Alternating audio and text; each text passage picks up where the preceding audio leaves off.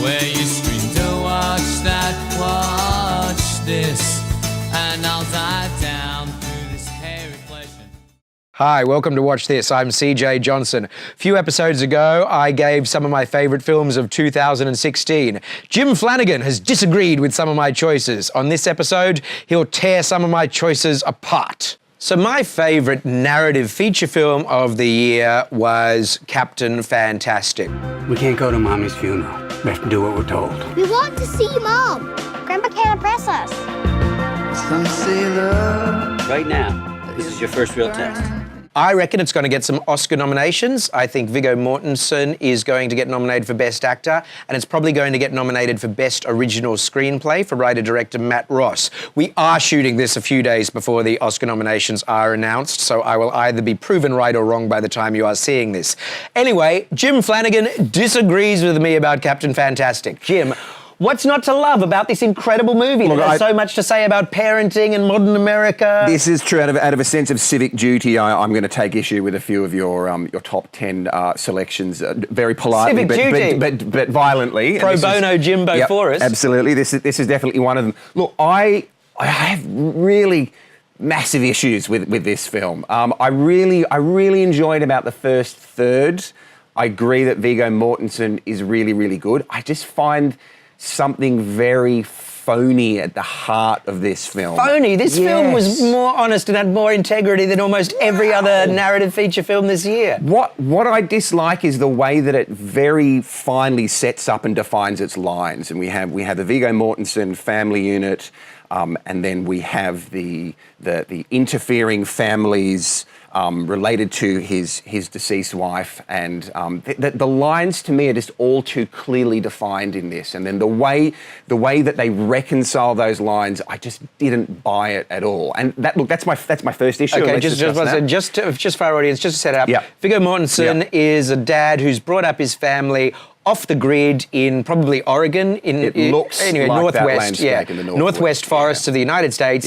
And then when his wife dies, who's somewhere else, and for reasons that I won't give away that she dies, he's got to take his kids to her funeral, and in doing so, exposes them to real America. And it's I can't say the genre because I don't know the genre, but it's at times humorous and at times a dramatic study of the culture clash between, this unit that's been brought up on its own and the rest of America. And it is a road trip movie, but it avoids the formula of road trip movies. Does it? Yes. I had this For a start, he gets to the funeral. You'd think he'd get to the funeral at the end of the movie, and he gets to the funeral halfway through. That's true, and I had real issues structurally with this after the funeral. I think the writing... Because it's non-formulaic. No, because to me, well, that's... we'll have to politely disagree there. To me, the writing doesn't really know where to go after the funeral, and a lot of things happen very, very quickly, and he grabs the kids and they run off and they go somewhere else, and then the kids reappear on the van, and I really lost interest after the funeral, and I found the resolution with the big Guns N' Roses acoustic sing-along and the 5-year-old who inexplicably can play this note-perfect harmonica solo really forced and sentimental. I think Matt Ross, the writer-director, he grew up in he wasn't homeschooled like these kids, but he did grow up in a similar sort of communal environment initially, off the grid. He lived a lot off the grid, blah, blah, blah, blah. And he's also a parent, and he wanted to make a movie about parenting. And I think as a movie about questioning one's parenting decisions, I think it's very intriguing. And I think the character of Viggo Mortensen does... I mean, he's so brutally black and white at the beginning, and he is forced to confront everything about his own psyche. And I thought in an honest way. He is, to me, and I do like, I think a lot of their sort of machinations and reflections on parenting are really nice. I agree with that.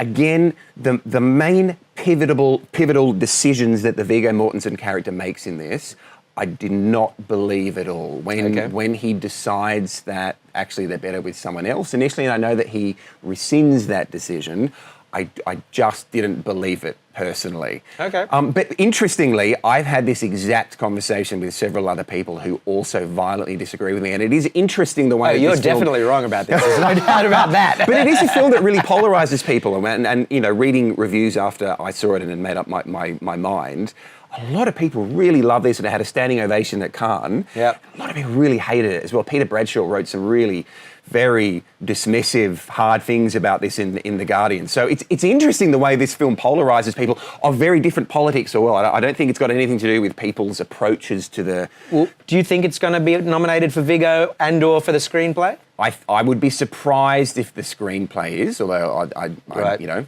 who knows with the Oscars? There were always some left field decisions. Viggo Mortensen's really good. I did really like him in this, and I do. It's a role really, that's perfectly suited to his uncommon blend of machismo and vulnerability and intellect and artistic sort of nature. And look, he just has this very likable, natural charisma. Yeah. I do like him a lot. There you go. Not this film, though. Jim's takedown of my love of Captain Fantastic.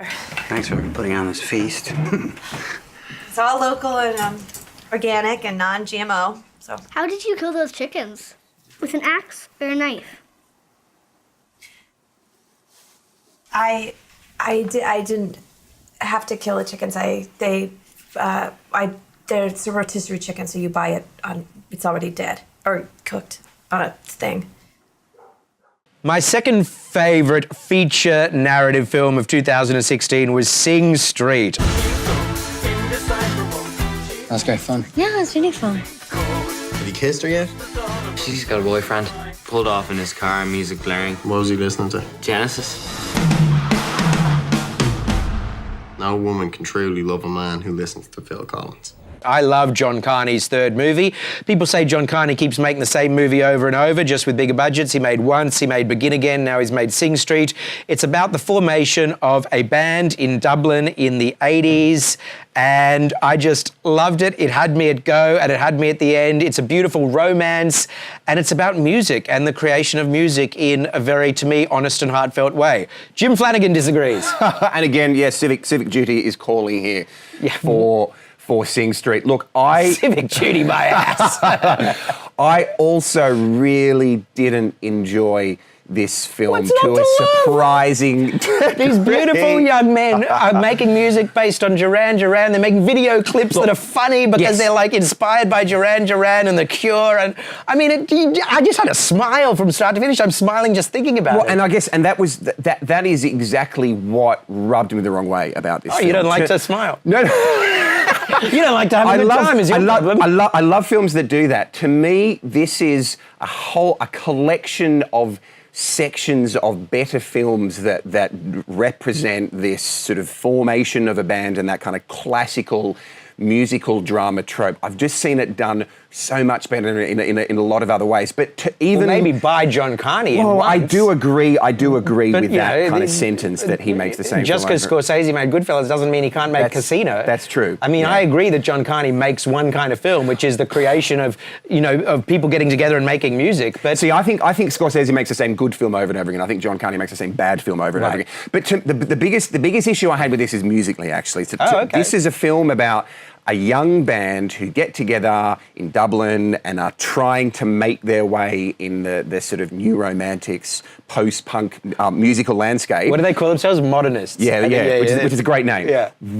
My biggest problem is the music, actually, and the way that music is represented. Because I think John Carney gets the music completely wrong in this. And what killed me is that there's a lot of their songs sound like sort of early noughties emo rock bands that are just completely anachronistic with the musical historical era in what they've said. Some of them don't. One of the things that makes this movie so incredible is that the songs sound exactly like 1986 or whenever it's Some of them, to me, really. To my ear, anyway. Well, and we'll have to politely but violently disagree on that.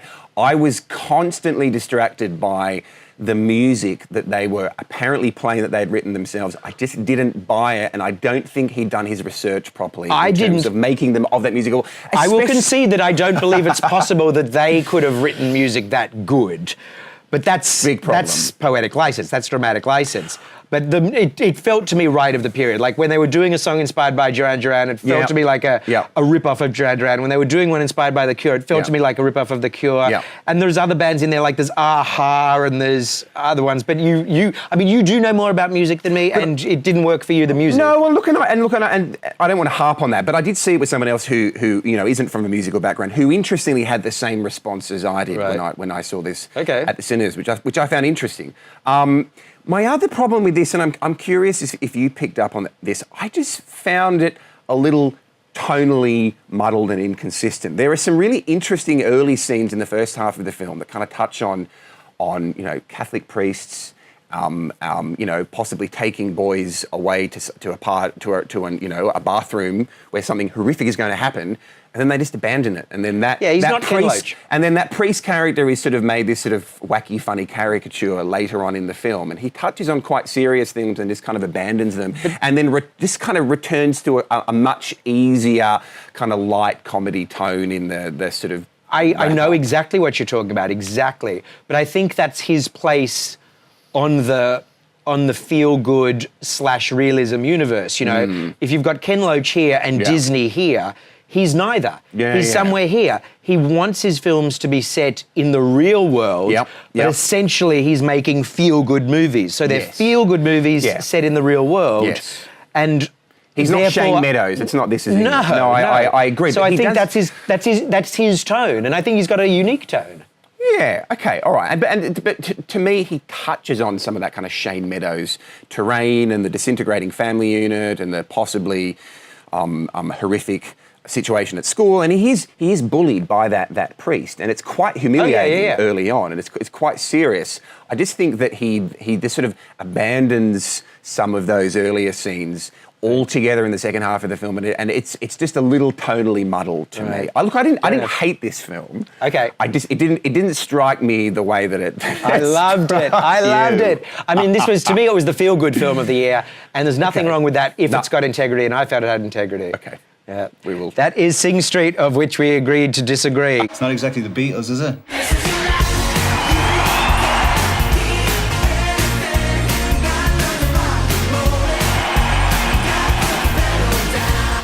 I actually love this band.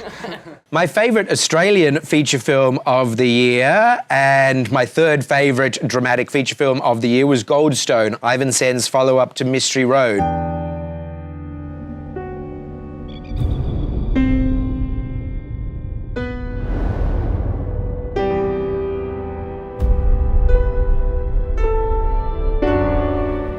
As The Road Warrior was to Mad Max, I found Goldstone was to Mystery Road.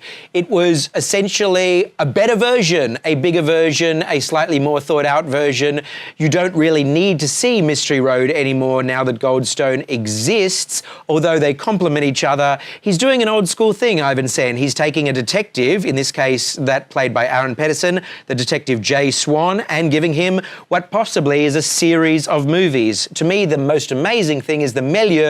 They're all set out in the Australian desert, way out there. Goldstone is a fictional town of about 3 or 4 inhabitants set against its big brother partner, which is the mining industry. I love this film. I thought cinematically it was incredible. The story gripped me, and it had the most amazing milieu of the year. You didn't like it so much? I didn't like it so much. I didn't hugely dislike it. I had exactly the same response to this as I did to Mystery Road. And to me, Ivan Sen has a bit of a problem. He does everything himself. He writes, he directs, he edits, he scores. Yeah, composes the music. He does the sound design. He shoots it. He's a one-man show, exactly. He does it all himself. I'm not so sure that he should. And I think, especially in the writing and direction, sometimes he has some issues. And to me, this was similar to Mystery Road, an almost really, really good film. It's beautifully made, it's beautifully scored, it's beautifully photographed. I found it, a lot of the machinations of the plotting and the characters a little bit contrived, and I just found that it had far too many good actors in stock roles with nothing to do. There's a sort of Jackie Weaver character who's just a sort of Jackie Weaver in autopilot. I thought Jackie Weaver was brilliant. I thought it was the best performance of her career. Really? Yeah, I think she can do even that better than Animal Kingdom. Really? See, I think Jackie Weaver can just do that character in a sleep. And then David Wenham, who's another great actor, just in autopilot as the one-dimensional corrupt town figure, and without giving too much away, I found that there were too many good actors given nothing to do. And I really think Ivanson has a problem as a writer. There are this is There are loose ends, there's no doubt. And in Mystery Road, there are even more loose ends. Well, there's no doubt about that. There aren't just loose ends. The Big Sleep has loose ends. This is true. There aren't just loose ends. My biggest problem is there are some really clunky dramatic devices. Oh, look, there's a shoe left in the middle of the desert. That was clearly left by a young teenage girl of East Asian origin. I think that did happen.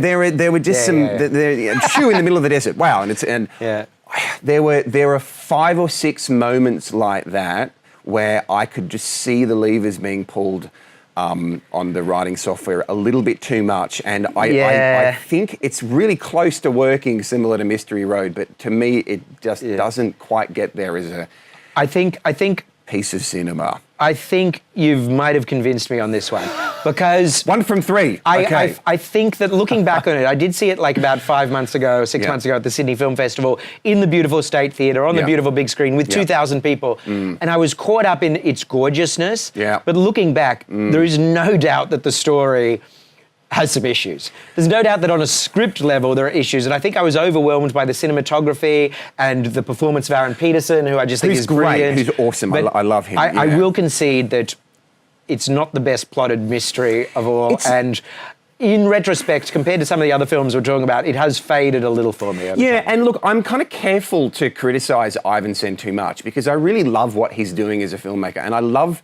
Yeah, it's unique. He's almost becoming, this sounds silly, but he's almost becoming a sort of Australian auteur in a way that's even a more conventional figure like Clint Eastwood is that he's starting to produce his own work and he does everything himself. He's hugely technically talented, and he's also tapping into sort of classical genre cinema in a way. This is the detective story crossed with the Western through an Indigenous filter. But still attempting and largely succeeding to tell legitimate, authentic Australian stories. And I don't think there are too many Australian filmmakers that are doing that are kind of tapping into classical international cinema tropes and genres and combining that with our own particular storytelling. I think he's quite unique in that. I really, really want to see his next film or two. Okay, I wonder if it's going to have Jay Swan. That is Goldstone. And I did love it, but I have to concede a couple of Jim's points. All right, so I'm 1 from 3. It's not a competition, it's a death match. You're watching Watch This. Now here we are being civilised to one another. But you and I both know things are going to change sooner or later. Because that's how life is, Jay.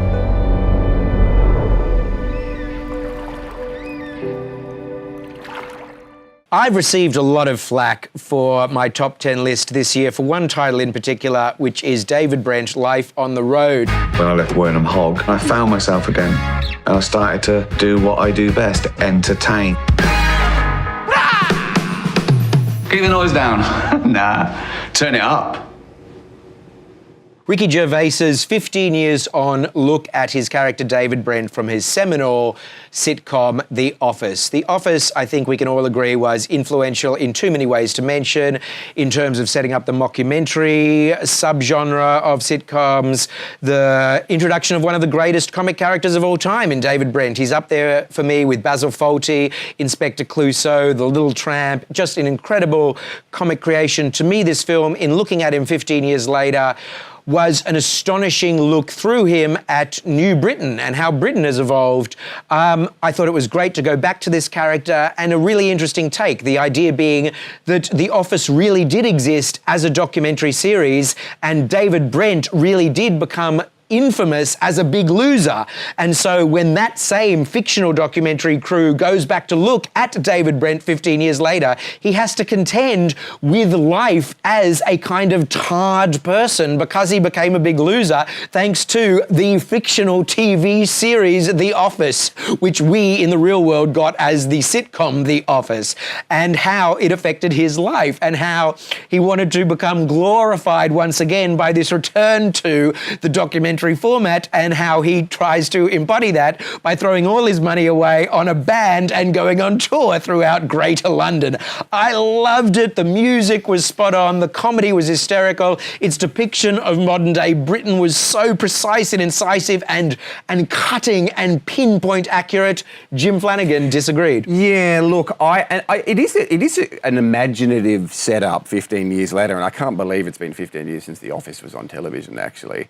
There have been like 10,000 episodes of the American remake. I mean, that's come, existed, been a thing and gone. 2 series of the original English series. Yeah. Look, I didn't enjoy this. I found it just to be, personally, a lesser spin and riff on the David Brent character of The Office. I did enjoy the music and the awfulness of the band. And isn't it, I mean, that opening song about like touring, I mean, that he wrote, I mean, and the rent-a-cars and the coffees he gets, it is so banal, it really does sound like a song David Brent would write, including melodically. Yes, and I did like, and you're right, there's a lot of kind of minutiae of detail of sort of 21st century English life, and especially around London and like the pubs he performs at. You know that, yes. Because they're so crappy, and it's like pubs on Saturday nights, like the worst night of a week for a pub, and they're so like, they're not quite suburban, but they're certainly not central London. Yeah. And so the way the extras are clothed, like the people in the pub and the amount of them,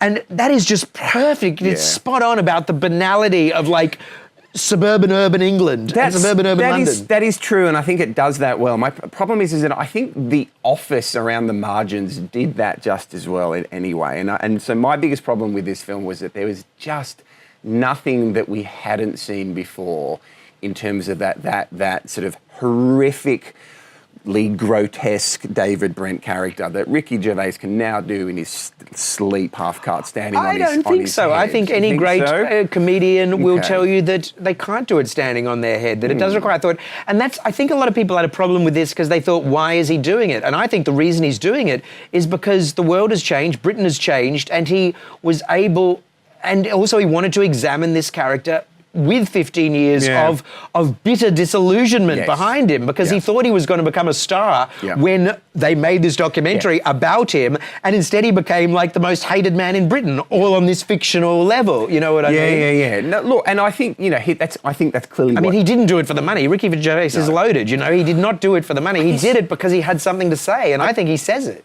Yeah. Look, I disagree. I didn't dislike this as much as a lot of people clearly did.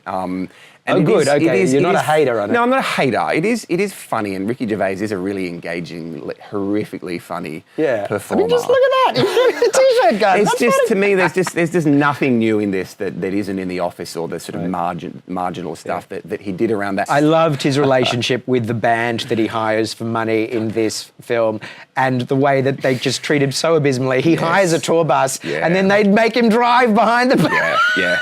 Oh, well, look, if ritual convincing public humiliation is your idea of a good time, this film has ample. Nobody does it better. I mean, my God, he practically invented the cringe humor. Oh, absolutely. Yeah. Well, that is David Brent, Life on the Road, which a lot of people have hated on, but Jim hated on it less. I loved it. Less than the other. I loved it. Too. You're watching Watch This. Coming up after this, Jim is going to tell me his favourite movies of 2016, some of which I might take down in rapid succession. People often say, is there anything you won't joke about? Yes, they're handicapped. I didn't really know whether to laugh or cry. There's been quite a few moments like that, I think. There have, yeah. You're watching Watch This. I'm CJ Johnson. Jim Flanagan has just told me the reason why he thinks 4 of my favourite films of 2016 shouldn't be considered great films of 2016. Now, without any forewarning, he is going to tell me his top 10 films of 2016, and I am going to tell him whether I think they deserve to be on any such list. All right, let's do it. And this is live. We haven't talked about this previously, and it's only on my phone, so it's a little bit of old schoolness at play here. So, look, my top 10 in no particular order. Yep. Now, this is including films that were either released internationally or at the Australian cinema this year, as that was my criteria. Yep. So my top 10, Tony Erdmann. Haven't seen it yet. Mustang, Turkish film. Mustang was Warren good. Ellis scored it. Yep, very Your good. Name, Japanese animated film. Didn't see it. The Daughter, Simon, that's my only Australian film on the list. Hey, Simon I liked Stone's it. Wild I Duck. don't know it needed to be made, but I liked it. Interesting. Yep. The Red Turtle, I didn't another see animated film. Okay, all right. fix that up. I will. I've heard it's very good. Hell or High Water. Hell or High Water was great. We're aligned there. Yep, probably will get a nomination for the best original screenplay. Yeah. Oscar. Anomalisa, another animated film. Loved it. Gimme Danger. Didn't see it. The Iggy Pop Stooges thing. Didn't see it yet. Jim Jarmusch directed. Fire at Sea, another documentary. I haven't seen it yet. Italian set about the migration crisis in Europe. And Green Room. Loved it. Good. See how amenable I was to your list compared to yours and we mine? occasionally align. All right. Green Room, I gave my best editing award. I saw that. And look, isn't this very, very quickly, I know we've only got a few minutes. I think Green Room, after what has happened politically in the world over the last 2 or 3 months, needs a rewatch. I can see where you're going with that. The way that film depicts that underground America. Yeah. Wow. Thanks for joining us for Watch This. And you can find a list of my and Jim Flanagan's top 10 films of 2016 on the Facebook page for Watch This, which is at Watch This TV Show. All one word, at Watch This TV Show. Take care and make sure you see a movie at the cinemas this weekend. Watch that, watch this, and I'll dive down.